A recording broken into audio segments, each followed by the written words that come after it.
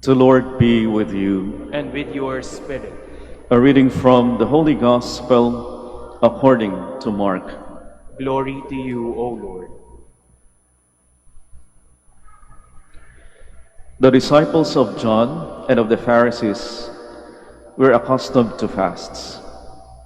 People came to Jesus and objected, "Why do the disciples of John and the disciples of the Pharisees fasts, but your disciples do not fast?" Jesus answered them, "Can the wedding guests fast while the bridegroom is with them? As long as they have the bridegroom with them, they cannot fast. But the days will come when the bridegroom is taken away from them, and then they will fast on that day. No one sews a piece of unshrunken cloth than an old cloak. If he does, its fullness will pull away the new from the old, and the tear gets worse.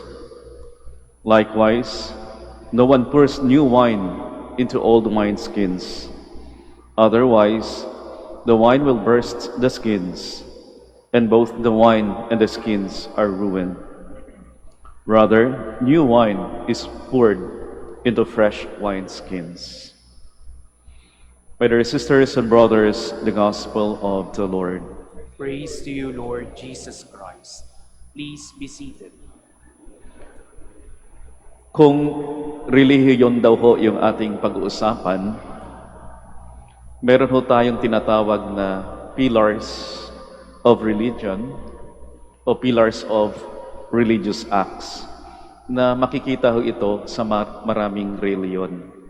Pillars of religion or pillars of religious acts. At yung hangarin ho ng mga religious acts na ito, mapapalapit ho tayo sa Diyos. We become closer to God. At maipakita ho natin yung ating pagmamahal sa Diyos. At yung religious acts na ito ay tatlo. Una ho, yung pag-aayuno o fasting. Pangalawa ho, yung pagdarasal o prayer. At yung pangatlo ay pagbibigay ho ng limos o almsgiving. Pillars of religion. Pillars of religious acts. Kaya ho, kapag tayo ay nag-aayuno o fasting, ay masasabi ho natin na nagmamahal ho tayo sa Diyos. Napapalapit ho tayo sa Diyos. At kapag tayo ay nagdarasal palagi, ay masasabi din ho natin na tayo ay nagmamahal sa Diyos at napapalapit ho tayo sa Diyos. At kapag tayo din ho ay nagbibigay ng limos palagi, tayo ay nagmamahal sa Diyos o napapalapit ho natin sa Diyos. Tama ho ba? Kapag tayo nag-aayuno, tayo ay nagdarasal, tayo ay nagbibigay ng limos, tayo ay nagmamahal sa Diyos at napapalapit ho tayo sa Diyos. Tama naman ho yun, tama ho. Kaya lang, wag hong hanggang doon lang. Dahil kung hanggang doon na lang ho yung ating paniniwala, baka wala na ho tayong ipinagkaiba sa mga Hudyo, sa mga Eskriba at Pariseyo, at sa mga alagad ni San Juan Bautista na pinansin ho at tinanong kung bakit di ho nag-aayuno ang mga alagad ng ating Panginoon. Sa tingin niyo ho, ano kaya yung pinakatangian natin bilang isang Katoliko, mga reliyosong Katoliko, na kahit pa paano yung masasabi natin, parang meron din tayong pagkaiba sa ibang reliyon. Na meron din tayong pagkaiba marahil sa mga Hudyo, sa mga Eskriba at mga Pariseyo. Ano ho kaya yung katangian natin? Sapat na ho ba na tayo nag-aayuno? Hanggang doon na lang. Sapat na ho ba na tayo nagdarasal? Hanggang doon na lang. Sapat ho ba na nagbigay tayo ng limos? Naglagay ho tayo sa donation box?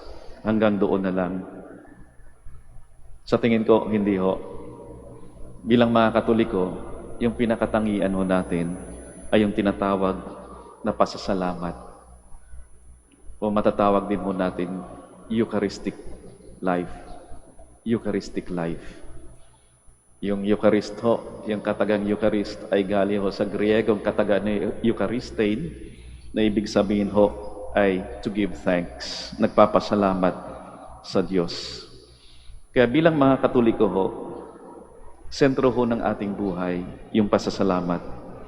Na yung bawat galaw ho natin ay isang pasasalamat. Pasasalamat sa Diyos na maawain at mapagbigay. No, thanksgiving. Kaya nga ho yung misa, Eucharistia, ay isang pasasalamat ho. At paulit-ulit natin na binabanggit ho sa misa yung katagang Eucharist o thanks.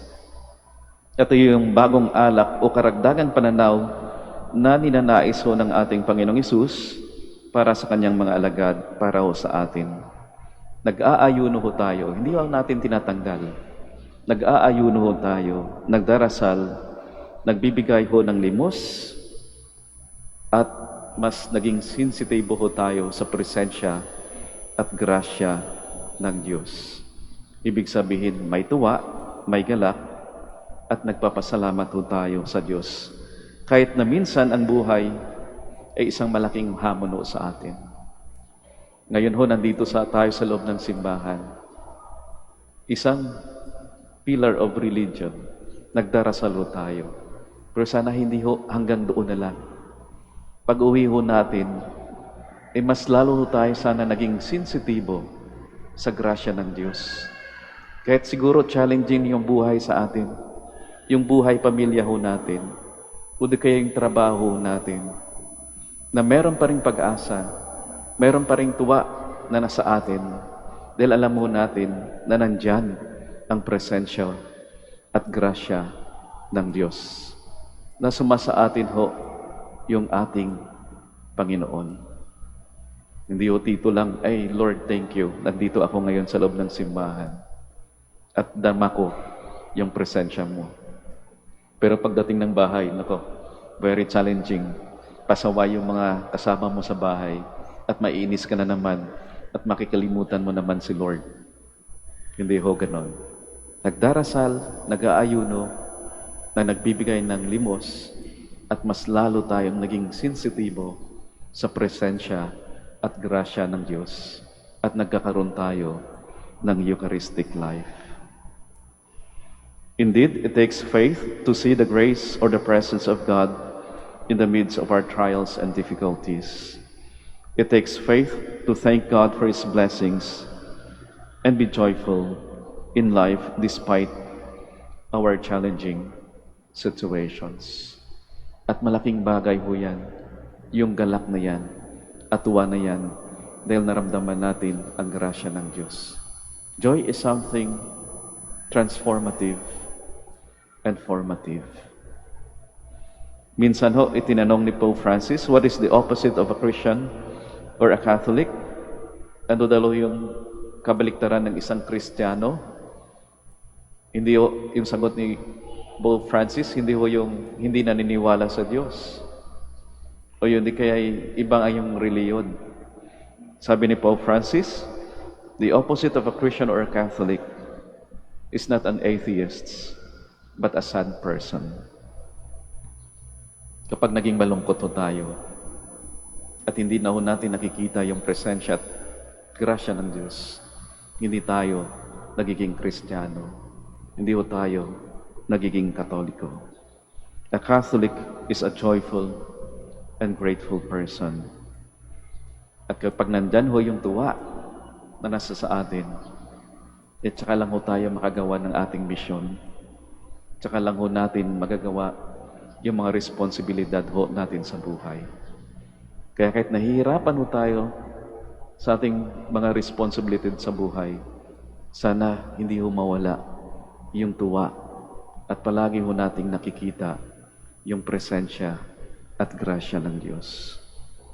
Alam niyo ho, ilang beses na ho, no, tuwing nagmimisa o ako at nagbibigay ho ng komunyon, minsan ho, may mga faithful na kapag tumatanggap po ng komunyon, no, pag sinabi kong body of Christ, ano ho yung sagot? Amen. Pero paminsan-minsan, may mga faithful ho na pag binigay ko na yung banal na komunyon, body of Christ, yung sagot ho nila hindi o amen. Yung sagot nila, Thank you. Hindi ko na ho kinokorek. Parang mali yung sagot. Pero pag tinignan natin, ay parang tama rin ho naman na kapag tinanggap ho natin ang Panginoon, wala na ho tayong nababanggit, kundi pasasalamat. Salamat. Thank you, Lord. Tayo ho ay tinatawag sa pag-aayuno, pagdarasal, at pagbibigay ho ng limos. Pero higit sa lahat, tayo ho ay tinatawag na maging mas sensitibo ho sa grasya, sa pagpapala ng Diyos. At sa gayon, tayo ay matutong magpasalamat. Thank you, Lord, for your blessings despite my trials and difficulties. We also